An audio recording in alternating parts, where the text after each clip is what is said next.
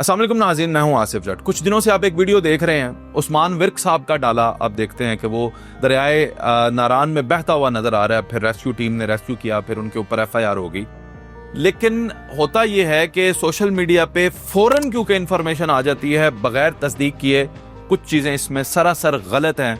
मैं समझता हूं कि आप लोगों तक सही बात पहुंचना जरूरी है। वहां पे उस्मान विर्क है ही नहीं थे, वो तो मुल्क में ही मौजूद नहीं है। ये उनके बड़े भाई हैं जनाब, इनका नाम है सुल्तान विर्क। वो थे, उनके साथ 3 लोग थे, ये 4 लोग टोटल थे। और दरियाए नारान में बिल्कुल इनका डाला जो है वो बहने लगा। बड़ी मुश्किल से जान बचाई। रेस्क्यू टीम्स को सैल्यूट है, बहुत अच्छा कारनामा किया गया। अच्छा, अब उसके बाद एक बड़ी अजीब सी बात यह है कि एक सोशल मीडिया पे और टीवी चैनल्स पे भी मैंने देखा कि ये ट्रेंड शुरू हो गया उस्मान विर्क के नाम से, कि जनाब उस्मान विर्क ऐसे कर रहे थे और ये टिकटॉकर हैं, और ये वीडियो बनाने के चक्कर में देखें अपनी जान भी अजाब में डाली लोगों की। और फिर उन पे इसी चक्कर में फिर FIR भी देनी पड़ी, क्योंकि इदारे जो हैं वो जाहिर है एक पैटर्न है।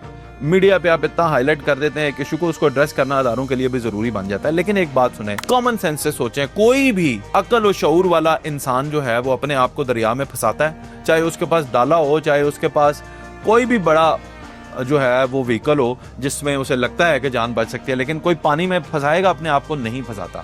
हाँ, यहाँ पे एक वायलेशन जरूर है कि जो हदबंदियां कर रखी हैं हुकूमत ने, उनसे आगे जाना, चाहे पैदल जाएं, चाहे साइकिल पे जाएं, चाहे आप जाएं डाले पे जाएं, ये एक ममनू काम है। और इसके ऊपर जरूर जो है वो कानून की गिरफ्त होनी चाहिए, और वो कानून ने की। इनके ऊपर आप जो दफात लगाई गई हैं उसमें से एक देखें ना कि गवर्नमेंट की जो वार्निंग्स हैं उनको इग्नोर करना, नजरअंदाज करना, एक तो इनके ऊपर ये दफा है। उसके बाद इनके ऊपर दफा लगाई गई है कि अपनी जान और बचाने वालों की जान खतरे में डालना, ये भी उन पर दफा है। और तीसरी मुझे समझ नहीं आती, वो ये है कि जनाब शोखियां मारना, यानी इन्होंने शोखियां मारी हैं, टिकटॉक की वीडियोस बनाई हैं। जो मैं समझता हूं कि कोई भी इंसान जब घूमने जाता है, सैरो तफरी के लिए जाता है, तो वीडियोस ही बनाता है। कौन बंदा है जो नहीं बनाता? ये जो लोग हैं इनकी नजर आ जाती हैं, इनकी रीच ज्यादा है। वरना कोई इंसान है जो नारान का गान गया उसने एक भी तस्वीर नहीं बनाई? मुझे बताएं। हर जगह को आप हर मंजर को कैप्चर करना चाहते हैं। That's what we do, that's why we go there.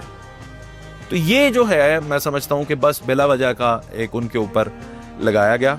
अच्छा, रेकलेस बिहेवियर की उनके ऊपर है कि दफात है, और उसके बाद 3 साल के लिए इन पर पाबंदी है। ये आप जा नहीं सकते नारान का काम। तो गुजारिश ये है कि बाज़ औक़ात इसलिए भी हुकूमत के लिए ज़रूरी होता है कि नामी ग्रामी लोग जब इस तरह की कोई वायलेशन करते हैं तो फिर उसको एक प्रॉपर तरीके से जो है वो कंपेन बनाकर भी उनको सजा दी जाती है, ताकि ज़्यादातर लोगों को, मासेस को समझ आ जाए। लेकिन सिर्फ और सिर्फ एक इंसान को इस बुनियाद पर गलत बना देना और कहना कि उसने अपनी जान पर वो खेल गया, और भाई वो कोई 12-13 साल का, 18 साल का नौजवान है, अच्छा खासा मैच्योर इंसान है, उसको क्या जरूरत पड़ी हुई अपनी जान पर खेलने की? बिल्कुल उन्होंने अपनी जान पर नहीं खेला, वो फंस गए वहां पे, और उनकी जान बचाने वालों का उन्होंने शुक्रिया अदा किया, उनके लिए इनामात अनाउंस किए, उसके बाद FIR भी हुई, वो भी वो झेलने के लिए तैयार हैं, कंप्लायंस वो कर रहे हैं। यही होता है इसमें। हुकूमत दोनों विन विन सिचुएशन में, उनकी जान बच गई, उनको और क्या चाहिए? और हुकूमत ने जो है वो बहुत अच्छा काम कर लिया, जान बचा ली, उनके लिए भी विन विन सिचुएशन है। लेकिन आप सब लोगों के लिए इसमें सबक ये है कि जो हदबंदियां कर दी गई हैं, जो पब्लिक पॉइंट्स हैं फॉर पब्लिक टू विजिट, वहां जाएं, अपनी तरफ से नए मुकामात ढूंढकर वहां पे हमें ना लगाएं। You don't know what is coming.